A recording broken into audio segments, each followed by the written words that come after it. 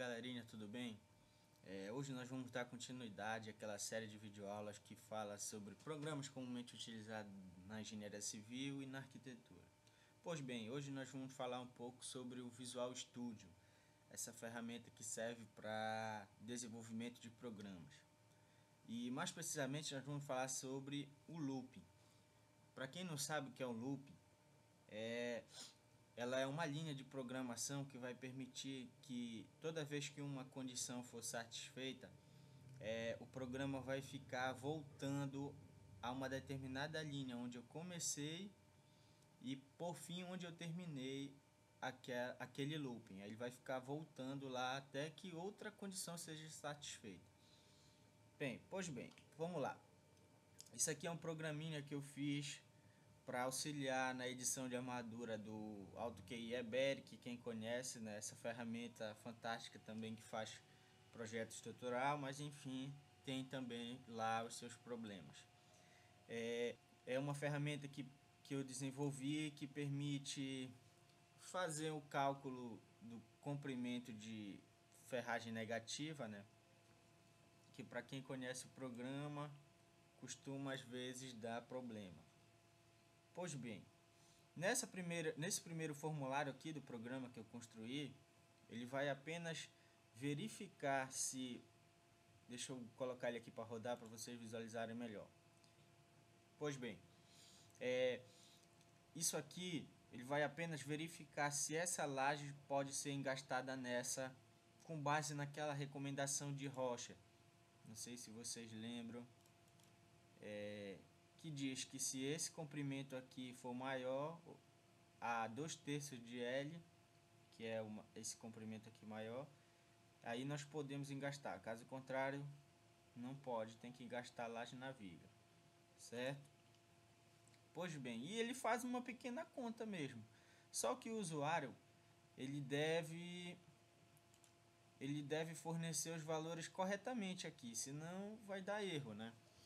Se ele colocar, por exemplo, aqui está escrito maior largura e aqui menor, né? Se ele escrever aqui a maior largura na segunda caixa onde está escrito menor, eu quero que esse programinha, quando eu clicar em verificar, emita uma mensagem mostrando ao usuário que ele na verdade digitou valores incorretos, tá?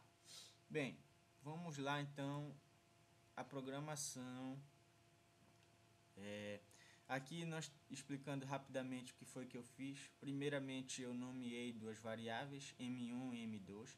Essas variáveis posteriormente no evento de clique do botão aqui, ó, desse botão aqui, quando eu clicar verificar, né, tá aqui, ó, o evento do clique do botão, eu tô pegando aquelas duas variáveis que eu criei e igualando ao que o usuário vai digitar como texto na caixa 1 e na caixa 2, ou seja, tudo que o usuário digitar um valor aqui vai ser nomeado como minha variável, aí o programa vai salvar isso na memória. E para cá começou a parte que vai mostrar se o usuário está colocando corretamente ou não. Bem, eu coloquei aqui a função if só para mostrar para vocês que não vai surtar efeito quando eu usar a função if.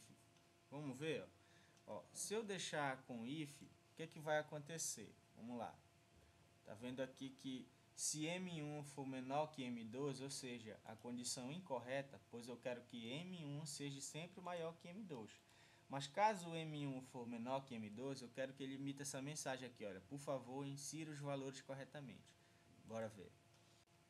Aqui eu vou colocar um valor incorreto, né? Coloquei o maior aqui onde está escrito menor. Ó, ele emitiu a mensagem, por favor, insira os valores corretamente. Porém, após eu clicar OK, o que o programa deveria fazer é pedir para eu inserir novos valores. Só que como eu coloquei a função if, ele automaticamente passa para a linha posterior de programação. Ó, que está mostrando que não, está tudo bem, mas na verdade não está, porque os valores estão incorretos. Aí posteriormente ele já passa para outro formulário, que como vocês podem ver é o que está falando aqui, ó. Caso 2/3 de M1 seja maior que aquela recomendação do Rocha. Aí ele vai emitir a mensagem, as lajes podem ser gastadas e vai visualizar o formulário 2. Mas eu não quero que aconteça isso, eu quero que ele vá pedir para ele inserir novos valores. Então, por isso eu não posso usar a função if, eu tenho que usar um loop. E aqui eu vou usar o loop do while, que se vocês pesquisarem existe vários tipos de loop, mas a gente vai usar esse aqui, tá? Vamos apagar aqui. E aqui nós vamos colocar o final do loop, que é loop. Correto?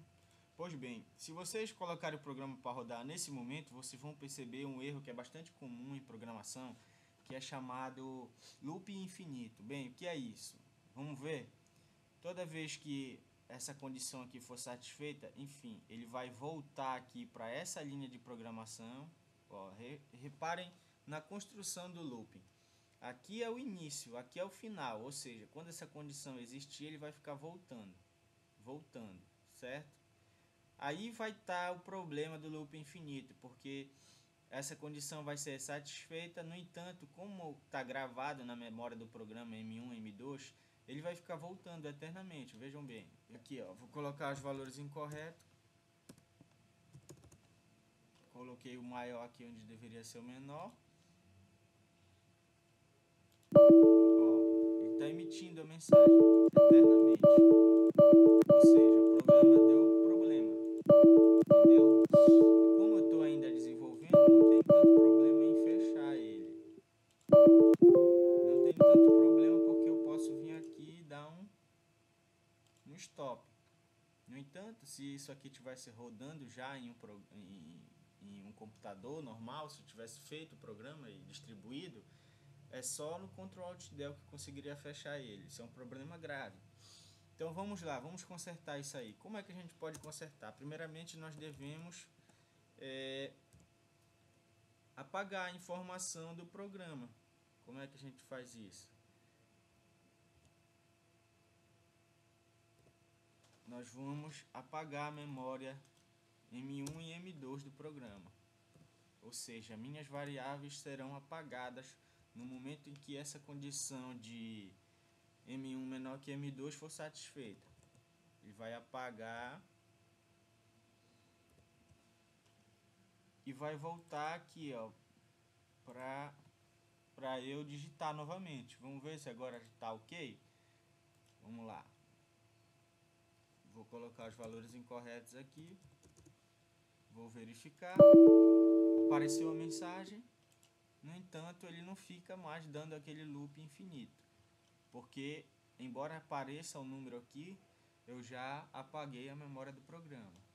Entendeu? Nesse momento, M1 e M2 não assumem nenhum valor. Como é que a gente pode melhorar ainda isso aqui? Aqueles números que ficam aparecendo lá. Eu posso colocar aqui que o text box 1, que nada mais é do que aquela caixa de texto 1. Eu quero a propriedade de texto dele. Coloco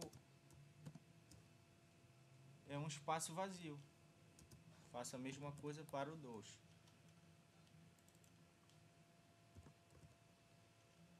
Tá? Faço a mesma coisa aqui para a caixa de texto 2. Com isso, quando o programa rodar, ele vai apagar as variáveis e vai apagar a caixa de texto. Aí não vai aparecer aquele número lá. Vou colocar errado aqui. 400, 500. Vou colocar para verificar. Ó, apareceu errado. No entanto, percebam que esses valores vão ser apagados agora. Ó, agora tá ok. Aí ele vai me pedir de novo. Eu tenho que digitar novamente os valores. Se eu digitar o valor correto, ó, tá tudo ok. Entendeu? Então, bem, galera, essa videoaula é só isso mesmo. A gente vai continuar a fazer vídeos sobre Visual Basic e também sobre outras ferramentas. O canal está no início ainda, né? Eu pretendo deixar ele cheio de videoaulas. Eu agradeço, por favor, se inscrevam no canal e dão um joinha aí para dar essa força aí pra gente, tá? Valeu, galera, fiquem com Deus.